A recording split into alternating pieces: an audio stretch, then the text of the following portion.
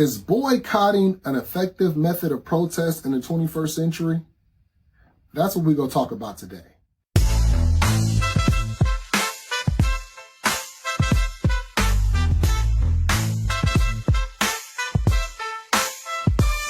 Greetings, beautiful people. It's your friendly neighborhood player partner, Brother Joshua Nehemiah. Thank you for joining me with I Gotta Say This. Today we're going to talk about boycotting. Is it an effective method of protest in the 21st century? That's what we want to discuss today. Now, to give you some background, today is February 28th, 2025, and there was a protest that emerged out of nowhere I'm going to explain what I mean out of nowhere, for the boycotting of certain businesses, really all businesses. It seemed like it was like a blanket protest for blacks not to spend money with major corporations. Now, the background behind the reason for this protest has been what has transpired with these corporations, major companies that decided to back out of those DEI initiatives and programs that was established for the advancement of minority people. That's an important term. I'm going to get back to that as well. So this is what occurred. It popped up on my timeline. I actually didn't hear anyone talking about it. It came up on my timeline that this is what is supposed to take place. First, I got a question. Did you hear about it? If you heard about it, chime in the comments how you heard about it, what you felt when you saw that there was a protest occurring, and if you protested or not by not spending your money. So this protest came about, and I saw that, and I thought to myself, one, I don't know what organization is launching this protest. Two, I don't know what is the intended outcome for this protest. And then three, I wondered how much talk about this boycott has actually happened word to mouth, or was this just a social media initiative?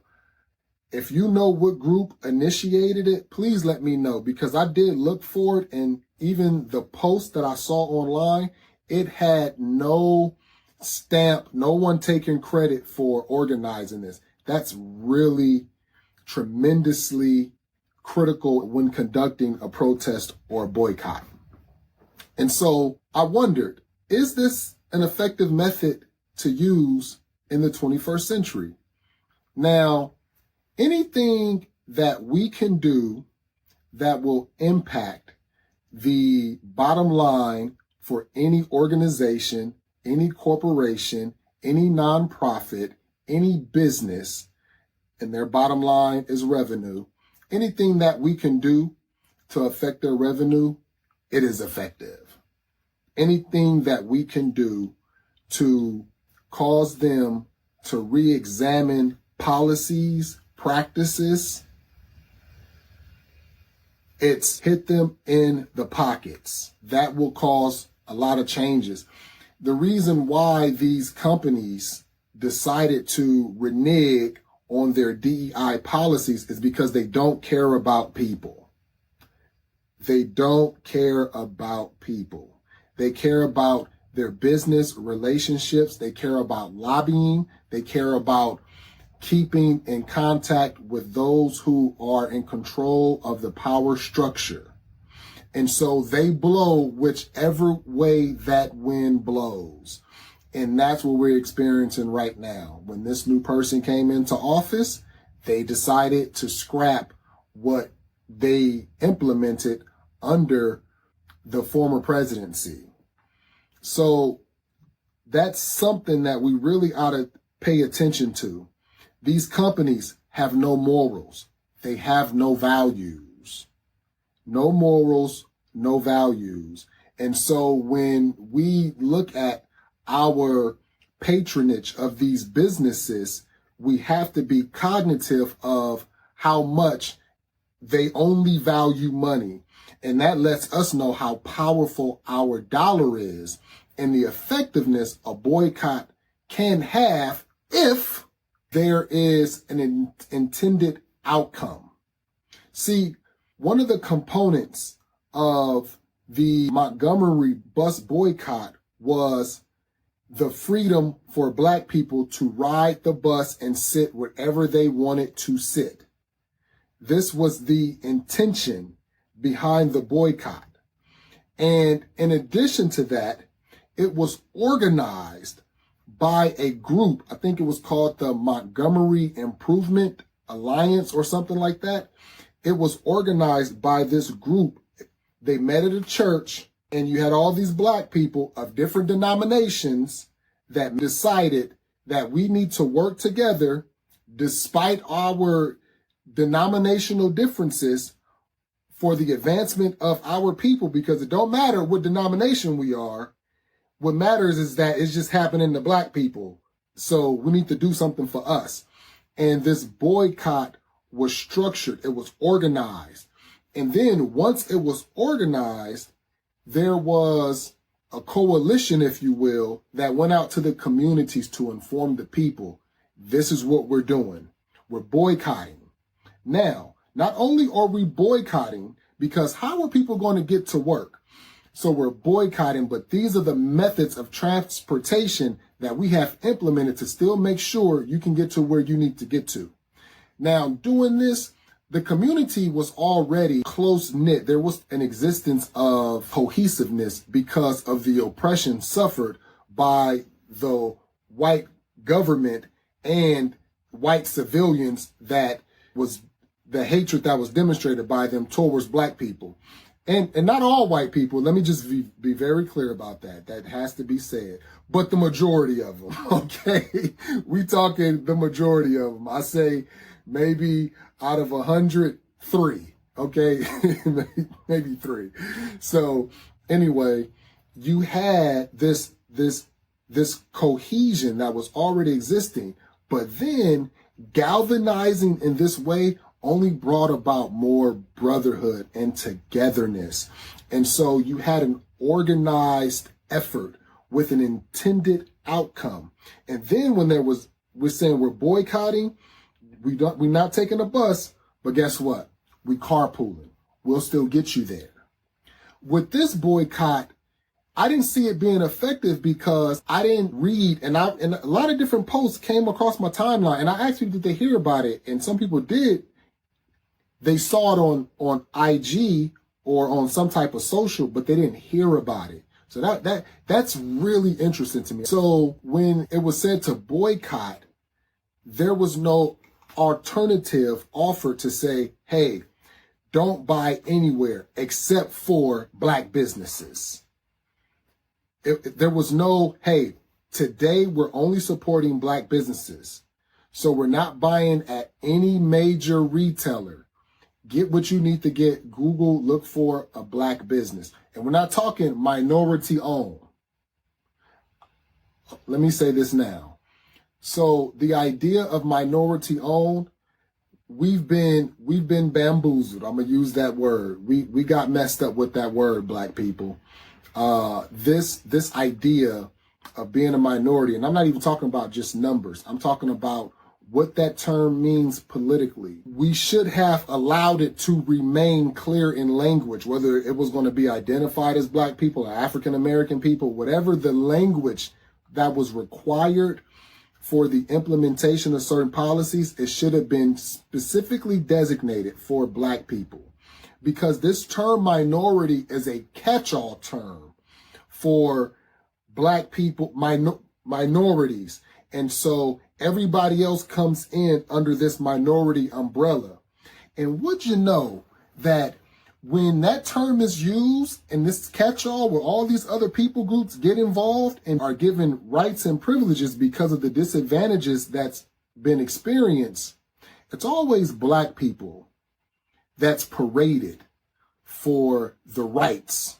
But simultaneously, it's always Black people that receives the shorter end of the stick for said benefits, policies, laws, practices for this minority group. And so this service has been brought against us, even with this DEI initiative. Stuff that should just be for Black people should have just been for Black African American people. I'm not talking about any other people group when I say that, because this country has intentionally, this government has intentionally, over years, over decades, hundreds of years, intentionally worked to sabotage and marginalize Black people born on this soil prior to Columbus's arrival. Okay, this is real history here.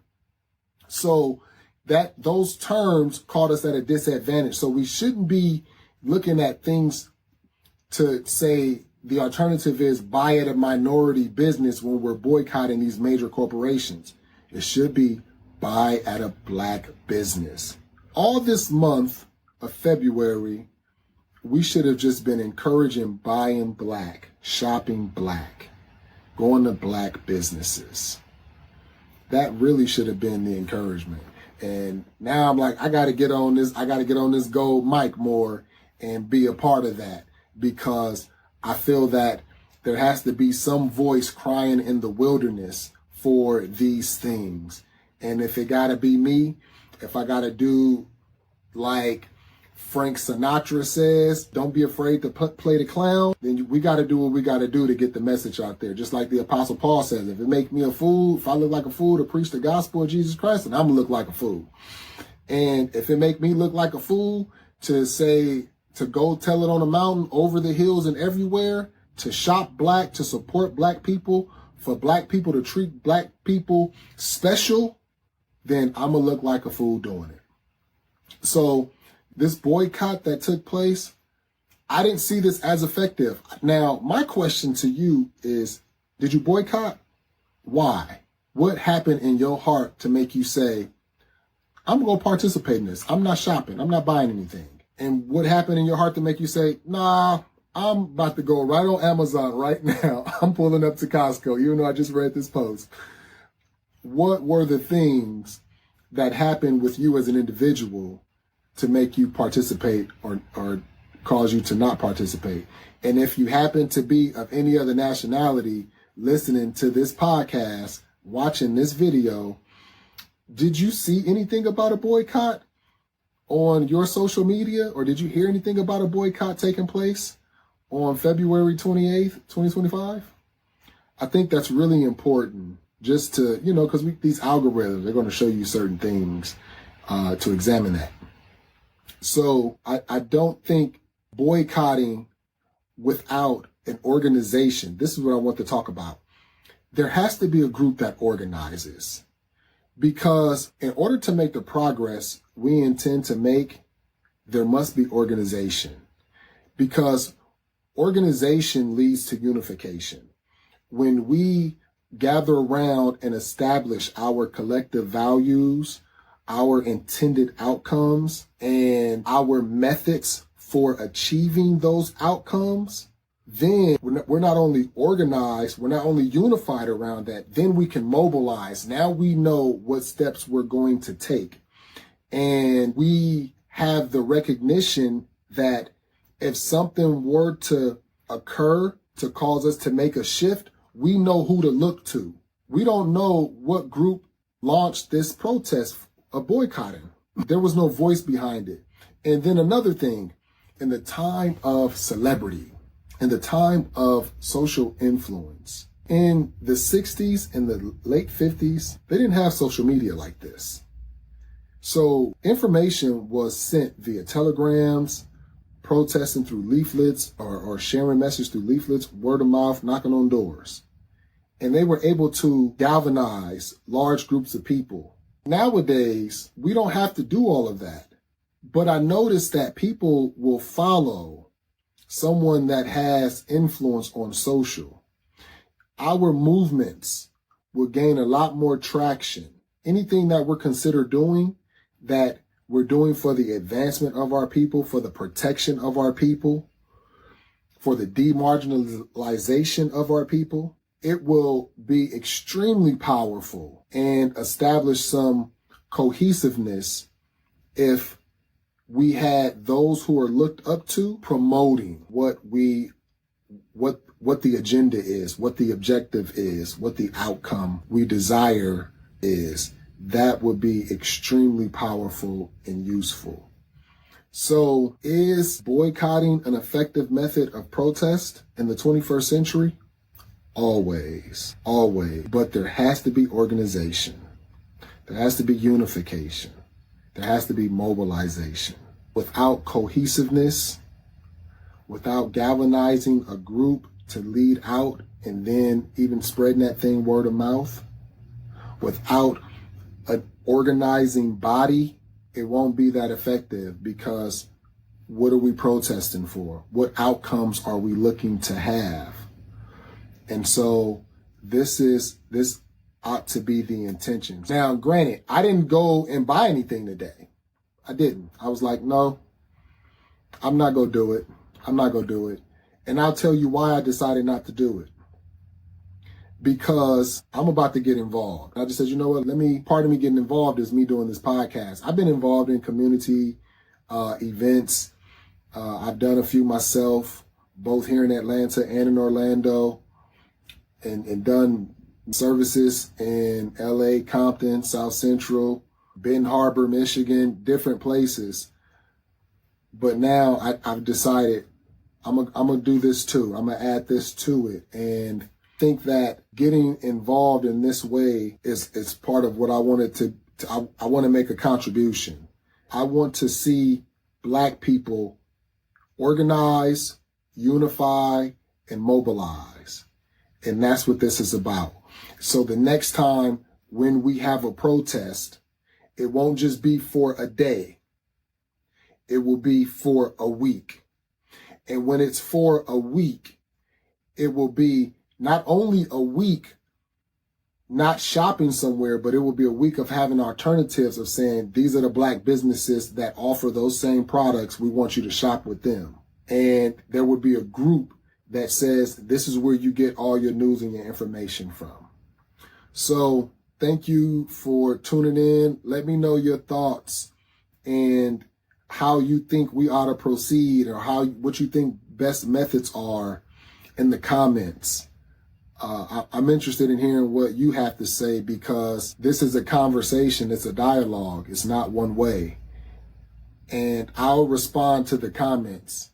And I realize everyone is not as positive in those comments. So what? I don't care. Leave them.